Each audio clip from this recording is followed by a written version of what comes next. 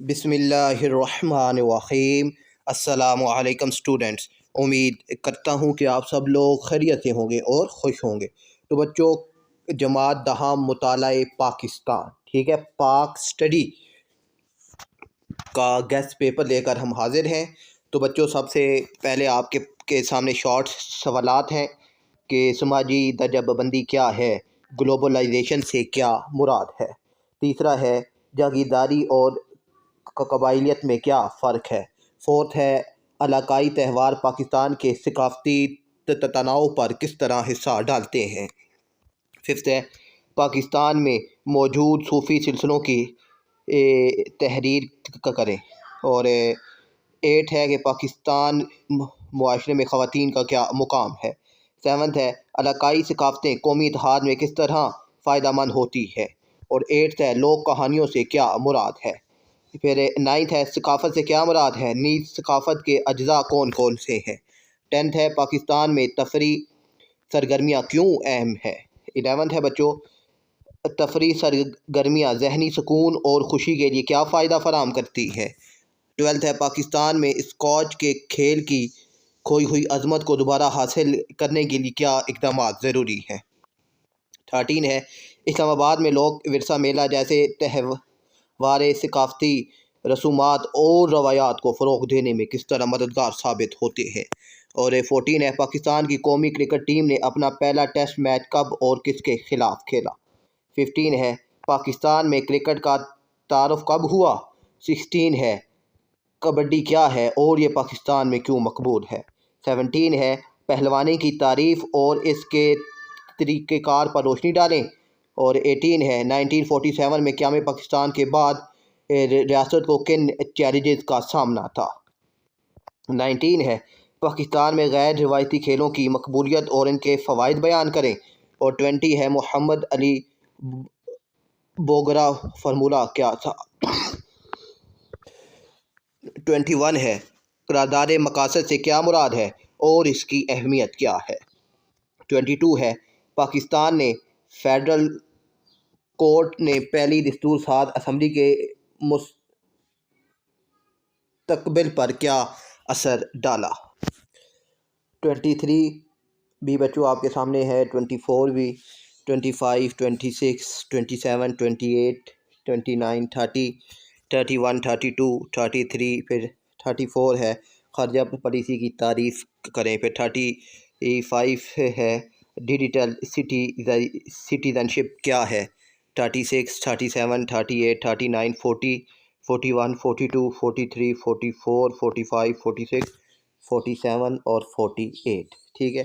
اب نیکسٹ جو ہے دیکھتے ہیں، آپ ان کا اسکرین شاٹ لے کر اپنے پاس سیو کر سکتے ہیں یا ان کو اپنے پاس لکھ سکتے ہیں، ٹھیک ہے۔ یہ شارٹ سوالات ہیں اور یہ لازمی تیار آپ نے کرنے ہیں۔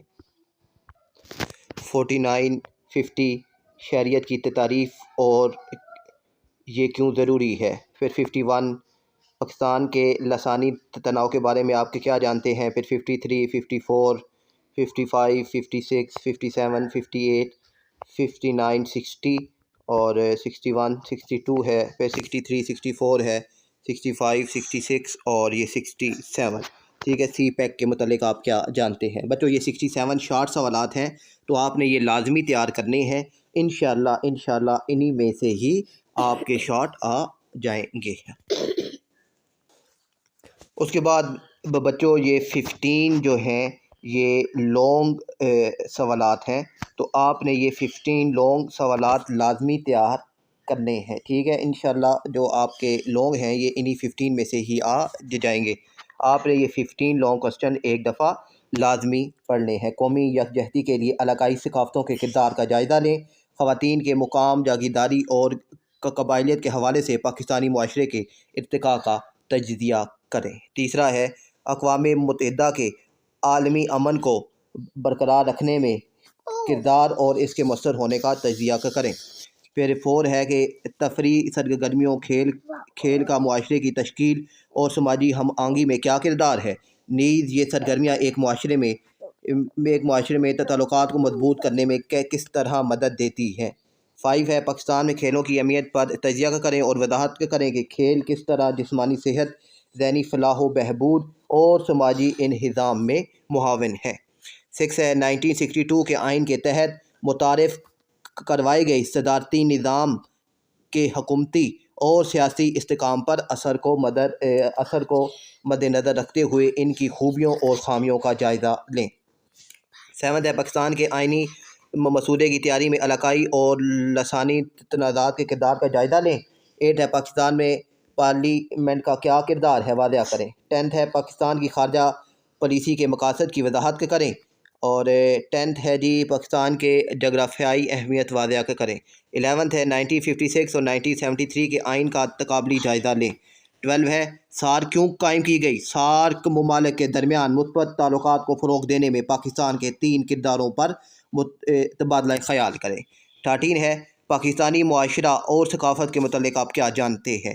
14 ہے آئین سازی کے بارے میں تفصیلاً آگاہ کریں۔ اور 15 ہے پاکستان اور بین الاقوامی تنظیموں کا تقابلی جائزہ پیش کریں۔ تو بچوں یہ 15 لانگ کوسچن ہیں۔ تو بچوں اب یہ شارٹ اور لانگ میں سے اگر کسی کا جواب آپ کو نہیں ملتا یا سمجھ نہیں آ رہا تو آپ نے کمنٹس میں لازمی کو پوچھنا ہے، انشاءاللہ اس کا جواب آپ کو دیا جائے گا۔ تو اپنے آج بھی تیاری آپ شروع کر دیں تو انشاءاللہ جو ہے آپ اچھے نمبروں سے کامیاب ہوں گے۔ اللہ آپ سب کو کامیاب کرے۔ اپنا خیال رکھیے گا۔ اللہ حافظ۔